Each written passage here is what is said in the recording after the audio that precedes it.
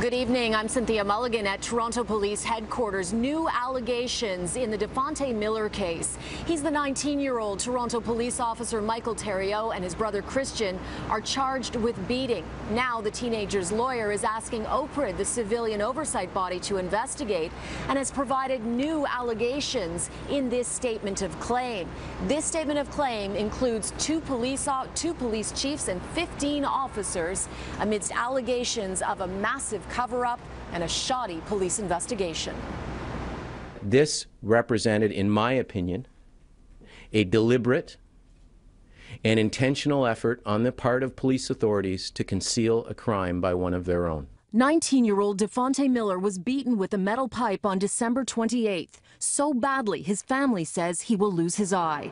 Neither the Toronto force nor the Durham force where the assault occurred notified the SIU. The police oversight body was only contacted 4 months later by Julian Faulkner, the family's lawyer. He claims there has been a massive cover-up, and his statement of claim to OPRID reveals the allegations in new detail. It claims Durham investigators blindly accepted the accounts of the Theriault brothers, and Miller was initially charged with assaulting them, despite the fact Constable Theriault did not suffer any injuries, and his brother Christian suffered a scratch at the base of his thumb. He was diagnosed with a concussion, although x-rays showed no signs of any injury. The document also alleges Durham failed in its investigation by not determining if Miller's fingerprints were found on the metal pipe, and that investigators did not take a statement from a witness who called 911. And there is more. As City News first told you, the Theriault's father, John Theriault, is a Toronto detective in the Professional Standards Unit.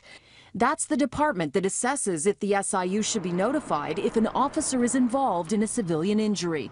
This statement claims he repeatedly contacted Durham investigators to provide false information and aid in concealment of the crimes.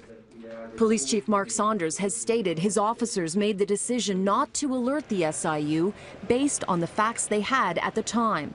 But this statement claims that mid-morning of December 28th, just hours after the beating, Durham police were told Toronto police would not be notifying the SIU of the incident.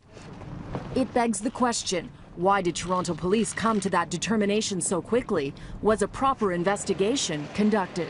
A Toronto police spokesperson today said they could not comment because the matter is now before the courts.